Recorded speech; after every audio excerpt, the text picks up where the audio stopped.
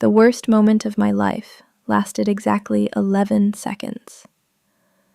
That's how long it took for my boss to destroy my career, humiliate me in front of 200 coworkers, and escort me out of the building like a criminal.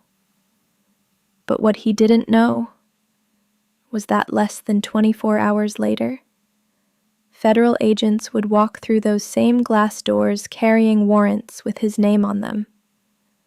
And by the end of the week, the man who ruined my life would be sitting in handcuffs while begging me not to testify, but to understand why the FBI came for him. You first need to understand what kind of monster my boss really was. My name is Ethan Cole, and for 6 years I worked at a financial tech company in downtown Chicago called Mercer & Reed Analytics. On paper, it looked impressive. Luxury office, Fortune 500 clients, corporate awards lining the walls. But inside, it was a pressure cooker run by one man, Gregory Mercer, our CEO.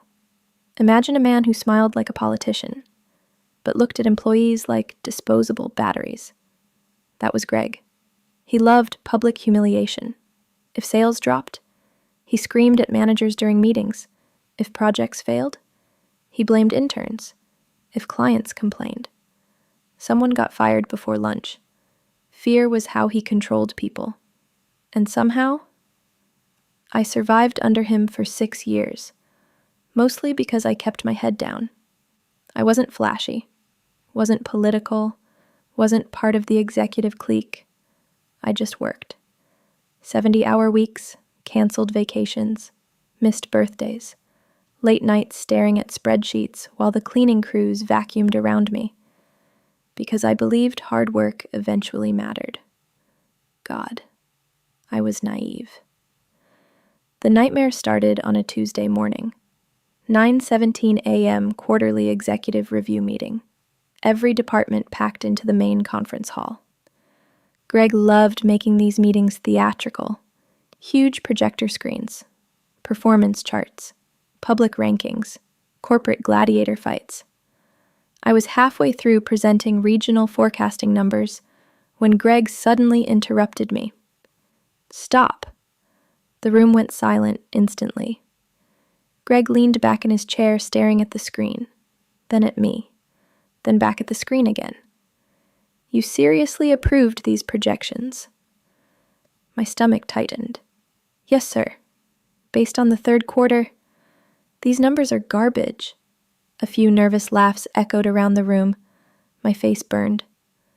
I tried explaining market volatility, client pullbacks, supply chain delays. But Greg stood up violently. No, what you're doing right now is making excuses. The room froze. 200 people, completely silent. Then came the sentence that detonated my life. This company is bleeding because of incompetent people like you. I couldn't breathe properly. Greg started pacing slowly. You know what your problem is, Ethan? Every eye in the room locked onto me. You're mediocre. Some people looked down instantly. Others pretended to type notes. Cowards. I stood there completely numb while Greg continued tearing me apart piece by piece. You hide behind spreadsheets. You overcomplicate simple decisions. You're weak under pressure. Every sentence felt like a knife. Then he smiled. That smile still haunts me. Security can escort you out after this meeting. The room exploded into whispers. I blinked rapidly. What? You're fired. Just like that. 6 years gone. Publicly executed for entertainment. I remember looking around desperately, hoping someone would speak up. Anyone. But nobody did. Because fear makes people silent. Greg adjusted his cufflinks calmly. And someone collect his company laptop before he deletes anything. Deletes anything. The implication hit me instantly. He was making me look guilty, dangerous, unstable. I opened my mouth to defend myself, but security guards were already walking toward me. The humiliation was unbearable. One guard gently touched my shoulder. "Sir." I grabbed my bag quietly, and while 200 coworkers watched, I walked out of the building like a criminal. The elevator ride down was the longest minute of my life. I stared at my own reflection the entire time. 34 years old, no wife, no kids, no backup plan. My entire identity had become that company, and now I was nothing. By the time I reached the parking garage, my hands were shaking so badly I dropped my keys twice. I sat inside my car for almost an hour, staring blankly at the steering wheel. Humiliation does something strange to the brain. You replay every second, every expression, every laugh. I kept hearing Greg's voice. "Mediocre." Then my phone buzzed. Unknown number. I almost ignored it. I should have answered immediately, because that single phone call would change everything. That night was brutal. I drank too much whiskey, ignored texts, turned off my phone. Around midnight, I finally checked social media. Huge mistake. Someone had already leaked news of my firing internally. LinkedIn posts, corporate gossip, speculation. One comment said, "He probably screwed up something major." Another said, "He always seemed shady." Shady. I stared at that word for a long time, because deep down, something suddenly felt wrong. Not the firing, the accusation. Deletes anything. Why would Greg say that? Unless. My thoughts stopped cold. Unless he needed people to think I was dangerous. That's when I remembered the email. 3 weeks earlier, I'd accidentally accessed internal financial transfer records while preparing forecasting reports. At first, I thought it was accounting errors, large, unexplained offshore transactions, shell companies, fake vendor payments, millions of dollars moving quietly through subsidiaries. When I asked accounting about it, they got weird instantly. One manager actually told me, "You should focus on your own department." At the time, I let it go. But now, my chest tightened. Had Greg fired me to silence me? At 6:12 the next morning, someone started pounding on my apartment door. Not knocking, pounding. My heart nearly exploded. I stumbled toward the entrance half asleep, then froze. 2 men in dark jackets stood outside, and behind them, 3 more. One flashed a badge. Federal Bureau of Investigation. My blood turned to ice. For one horrifying second, I thought I was being arrested. The agent spoke calmly. "Mr. Cole, we need to ask you some questions regarding Mercer and Reed Analytics." Questions, not arrest. I opened the door slowly, and what happened next still feels unreal. The agents walked into my tiny apartment carrying folders, photos, bank records, and my name was all over them. One agent sat across from me. "Your company has been under federal investigation for 14 months. I stared at him speechlessly. "We believe senior executives have been laundering money through fraudulent consulting contracts." My stomach dropped. Greg. Holy God. The agent slid a document across the table. "These forecasting reports were submitted under your employee credentials." I looked down. My signature was on them. Except, I never signed those versions. Someone had altered the files. Suddenly, everything clicked into place. The firing, the public humiliation, the accusations. Greg wasn't just firing me. He was setting me up. I felt physically sick. "They're trying to frame me." The agents exchanged looks. Then one nodded slowly. "That's what we think too." Apparently, I wasn't the first employee. Over the years, multiple executives had quietly disappeared from the company after raising concerns about finances. Some signed NDAs. Some vanished professionally. One allegedly had a mental breakdown. Now, federal investigators believed Greg had been using employees as fall guys for years. And yesterday, he almost succeeded again. The lead agent leaned forward. "Mr. Cole, we believe you may be the key witness in a federal fraud case." Witness, not suspect. For the first time in 24 hours, I could breathe again. But then he said something terrifying. "We also believe they know we're investigating."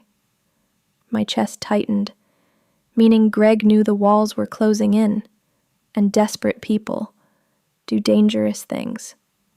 The next 48 hours felt like a paranoia nightmare.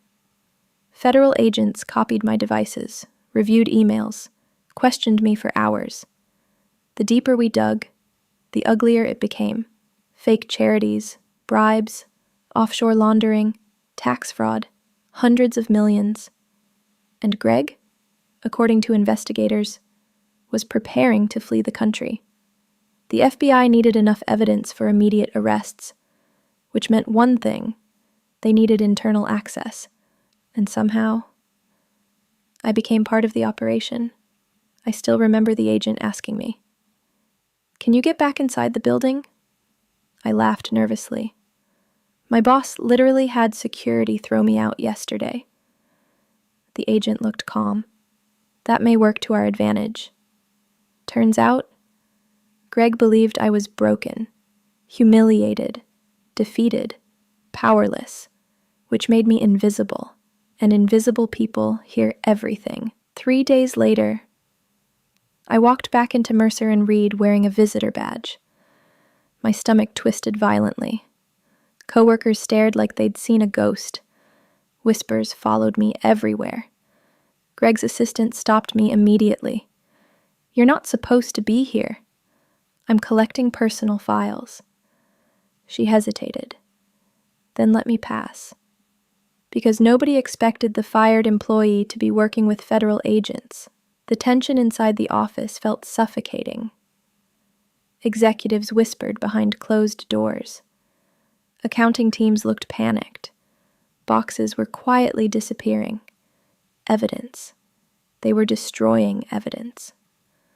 I slipped into my old department pretending to gather belongings, while secretly documenting everything, and then I overheard something that changed the entire case. Greg was planning to pin everything on me publicly. A press release was already drafted. My legs nearly gave out. If the FBI hadn't reached me first, my life would have been over. That evening, agents finally moved, and I'll never forget it. 8:43 a.m., normal workday. Employees drinking coffee, typing emails, pretending nothing was wrong. Then suddenly, elevators opened. Federal agents flooded the lobby. Jackets, badges, warrants. Panic detonated instantly. People stood up screaming questions. Executives started making phone calls. One accountant literally tried running toward the stairwell before agents stopped him. And then, Greg appeared. Calm at first, confident, until he saw who walked in behind the agents. Me. The color vanished from his face. Pure terror. Real terror. For the first time ever, Greg Mercer looked powerless. An FBI agent approached him directly. "Gregory Mercer, you are under arrest for wire fraud, conspiracy, money laundering, and obstruction of justice." The office exploded. Employees gasped.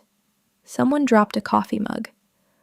One woman actually started crying. Greg looked directly at me. "You." Not anger, not rage, fear. Because he finally understood. I wasn't the scapegoat anymore. I was the witness. As agents handcuffed him, Greg suddenly snapped. "This is his fault," he screamed, pointing at me. "He accessed confidential files." The lead investigator answered coldly, "Actually, Mr. Mercer, he helped expose your operation." And just like that, The room's entire perception of me changed instantly. Coworkers who avoided eye contact yesterday now stared at me in disbelief. Because people love confidence, but they worship survival. Greg struggled against agents violently. "You think this makes you special?" he yelled at me. "You're still mediocre." I walked closer slowly, and after years of fear, I finally answered him honestly. "No," I said quietly. "You were just too arrogant to notice who was smarter than you." He lunged toward me.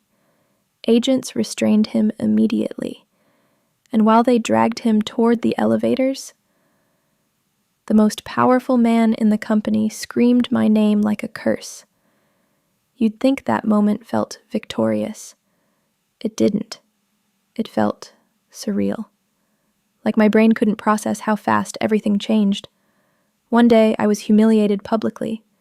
The next, the entire empire collapsed. News stations swarmed the building, federal seizures froze accounts, executives resigned overnight, and suddenly, the same coworkers who watched me get destroyed started messaging me. I always knew something was off. "Sorry I stayed quiet. You were brave." Brave. Funny word. Most people only call you brave after danger passes. The biggest shock came 2 weeks later.